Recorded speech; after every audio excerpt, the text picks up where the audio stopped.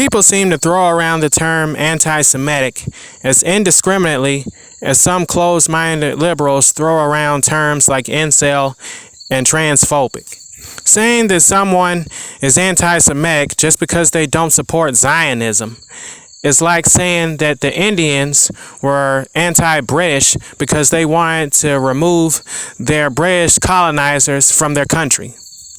I understand why some Americans and some people in certain Middle Eastern countries are celebrating Hamas's attack on Israel. It's fine if you want to celebrate that they successfully landed an attack on their Israeli colonizers, but the death of innocent civilians should never be celebrated. We as Americans are probably supposed to believe that Israel has the moral high ground in their retaliation against the Palestinians. But blocking off food and other important things from entering into the Gaza Strip is not righteous. You're just proving that you're no better than Hamas. It disappoints me that President Biden said that he will support Israel unconditionally. He should have said something like, hey, wait a minute, Benji. I understand you're retaliating by attacking Hamas, but you're taking it out on innocent Palestinian civilians. You're showing the world that you're just as bad as Hamas. 900 Palestinian civilians dead. Where's your moral high ground, Israel? 3,000 people dead within fighting over a 4-day period.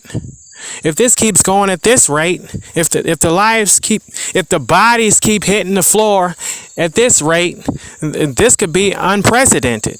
Y'all listen to me. I hate ISIS.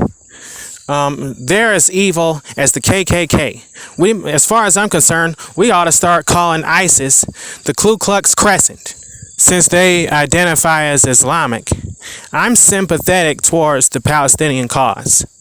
But after hearing about the 40 decapitated Jewish babies, at this point, I just want Hamas and the Israeli military to obliterate each other.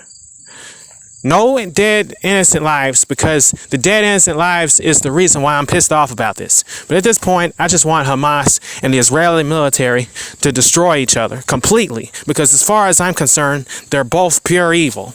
Now, this wouldn't help anything in the long run, because the civilians in Palestine as well as Israel would probably just take up arms and continue warring with each other.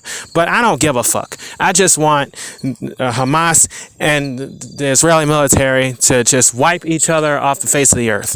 Because I don't want to live in a world where slaughtering innocent men, women, and children is okay, is considered justified. If that's the world that we live in, then I don't belong in this world.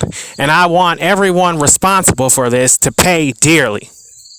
Although I don't respect Hamas anymore, I still like it that now other Middle Eastern countries are attacking Israel, because it's Israel's fault that so many civilian lives have been lost on both sides anyway.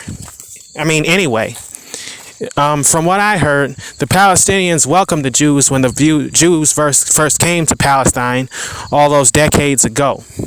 But no, the Jews just had to act like the way Europeans always act and take more, keep taking from the land of the people that they've came to. They couldn't live in peace with them. The Spanish couldn't live in peace with the Aztecs. No, they had to take the land. They had to conquer the people. They had to put everyone under their thumb. And to a degree, it seems like the Arab world is the same way. I've read the Quran, and I don't know why it seems like everyone in the Middle East who follows that book feels like they have to slaughter people by cutting their heads off and oppressing their women. I don't know what it is about that book that indicates that stuff to them, or makes them think that their God condones this type of behavior. Are the people in that region just inherently sick and savage like the European colonizers seem to have been? You might say, I have the audacity to say this, and I say, damn right. I blame the death of those innocent Jewish babies and the death of those innocent Palestinians on the state of Israel. And if you really want to get to the origins of the conflict, then it seems like an almost endless cycle of people to blame. Because if the Nazis had never, if the Holocaust had never happened, then the Jews would have never been abused, and therefore they wouldn't have entered into Palestine in the first place to try to take that. But we can't retaliate against the Nazis because they're all dead. So the closest thing we can get to them is the neo-Nazis. And if some people are like, okay, let's go kill some neo-Nazis, since that's the closest we can get, then the neo-Nazis will probably be like, well, what the hell do we have to do with what's going on over there in Israel and Palestine? It'd be like, because you're the closest we can get, motherfuckers. Now, but who knows? Since neo-Nazis, since violent white supremacists are insane anyway, they might understand it. Let me clarify what I mean, because I don't want my words to be taken out of context. I'm not suggesting that anybody go out and kill any neo-Nazis unprovoked. But if somebody did start doing that as a result of what I said, I'm not going to regret that my words were misinterpreted.